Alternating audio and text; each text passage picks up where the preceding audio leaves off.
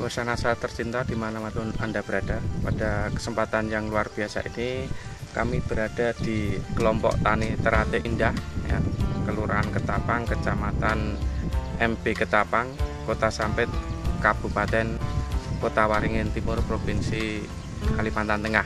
Di lahan ini dulunya adalah lahan yang populasi jamur fusarium itu sangat tinggi.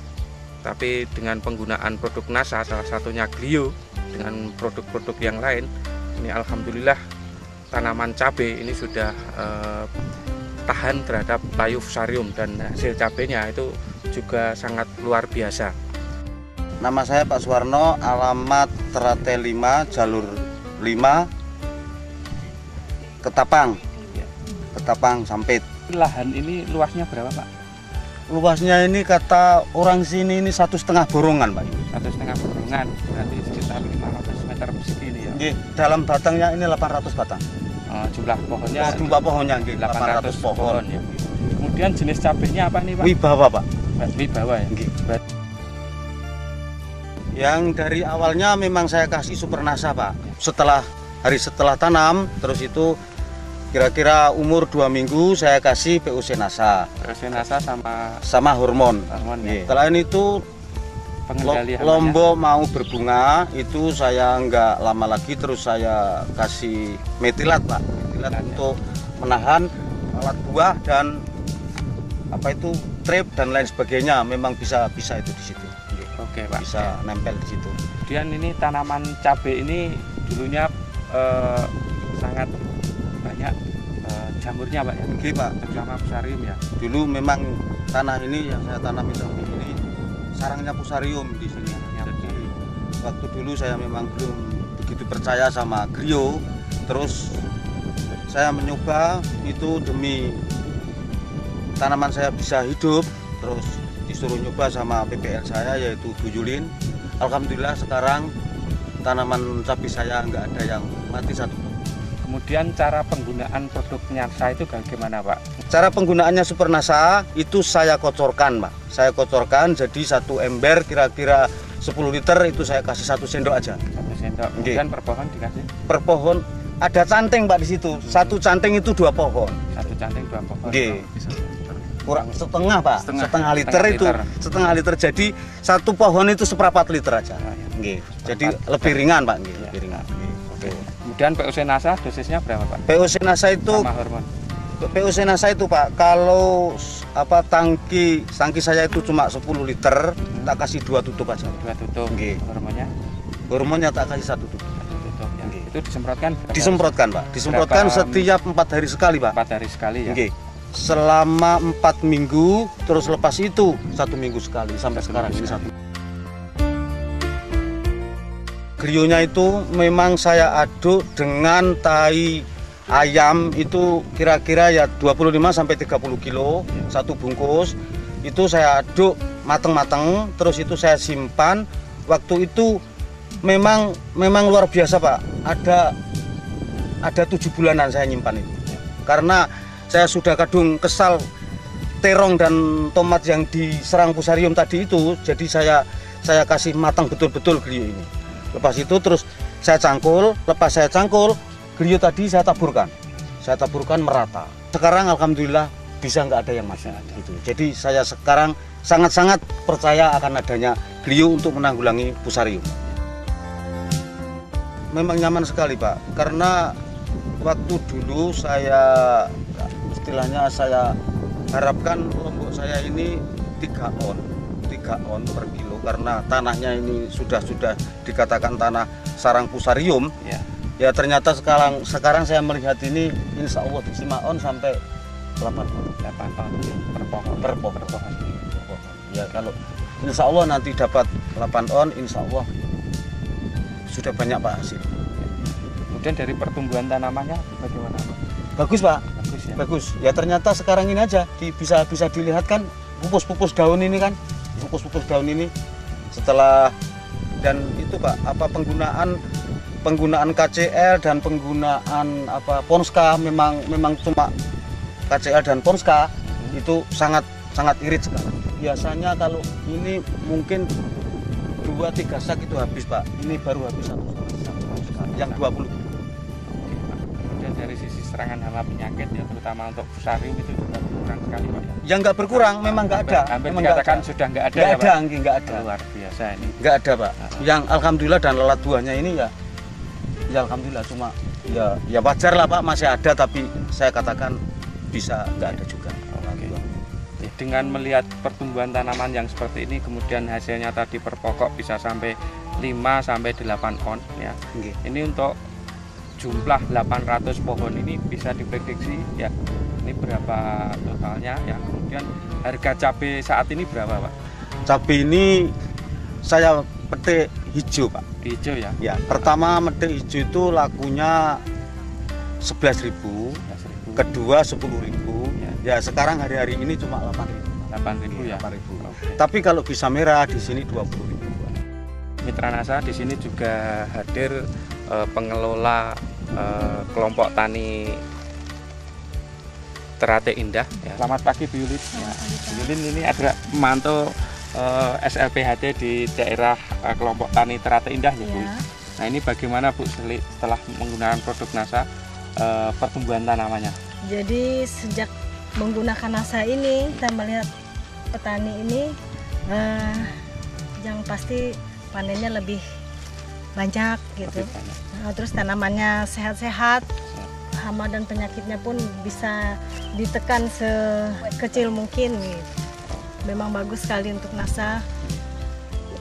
Untuk tanaman cabai, terong dan jagung juga Pak. Ya. Dan tanaman lainnya juga. Untuk tanaman hias juga bagus juga. Gimana Pak sejarahnya mengenalkan beliau dengan Pak kelompok tani Teratai Indah ini Pak?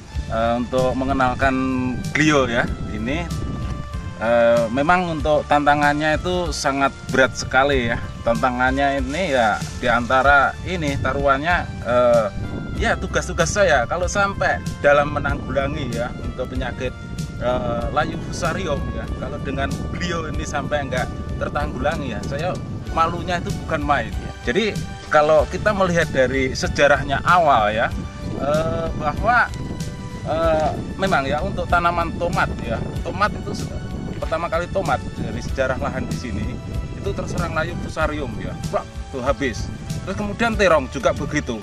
Nah, memang untuk pertama kali itu diuji cobakan ya, barangkali ya namanya Glio barang asing di sini ya, itu perlu penyesuaian itu pertama. Terus yang keduanya barangkali pengaruh daripada tingginya bedengan ini ya yang kurang tinggi, sehingga ini kurang begitu mampu ya untuk berkembang biak, terutama itu spora-sporanya. Nah jadi itulah yang membuat kelemahan bagi diri saya sendiri terutama ya. Nah syukur alhamdulillah tahap demi tahap berangkat dari permasalahan itu yang berujung pada pengalaman pada diri saya, akhirnya saya modifikasi untuk meninggikan baluran pertama. Terus yang keduanya untuk pemakaian Glionya, jika masih itu terserang terus, jadi setiap 2 minggu sekali memang harus diberi Glio. Nah itu kalau yang untuk gerakan lebih cepat itu memang dari fermentasi atau proses daripada penyampuran antara Glio dengan pupuk kandang 7 sampai 10 hari. Nah, namun ini yang telah dicoba itu sampai mencapai 7 bulan. Ya, betul-betul matang. Jadi kalau perkembangbiakan daripada spora Gliocladium ini sangat banyak sekali ya, sehingga di dalam proses untuk menanggulangi layu fusarium tadi, jadi spora layu fusarium ya, spora tentunya di sini yang bergerak untuk menyerang tanaman itu adalah dari spora fusarium itu mengeluarkan enzim, sehingga enzim itu yang membunuh daripada mengkontaminasi ya, artinya menempel pada perakaran tanaman itu.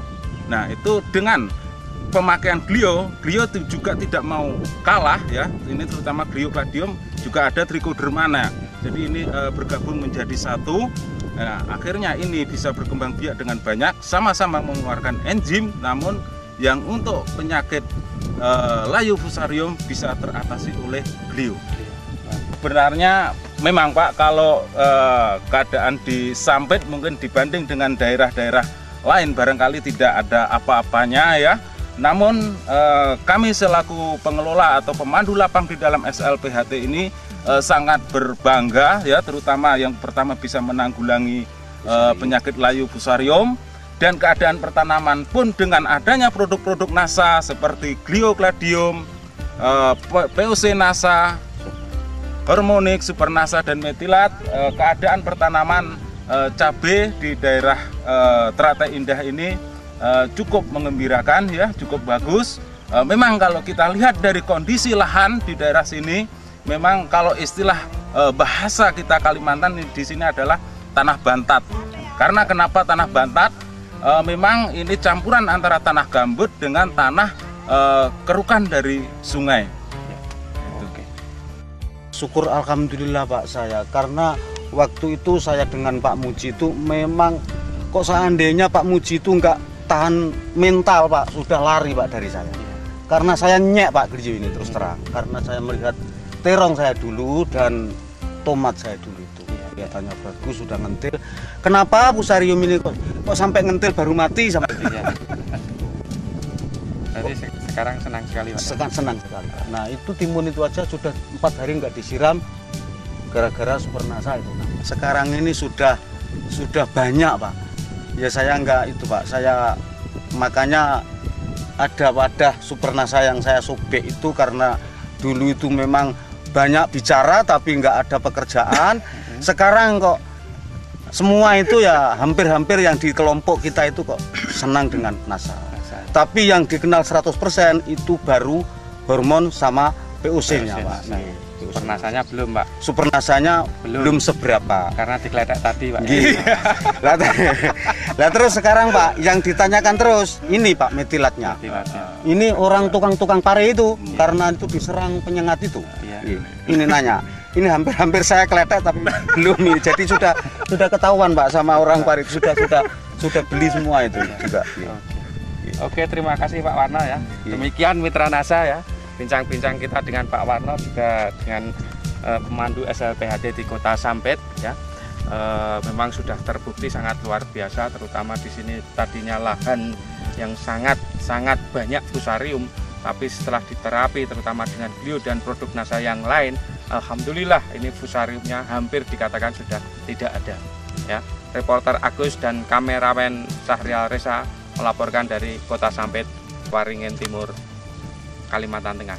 Salam NASA. NASA memang oke.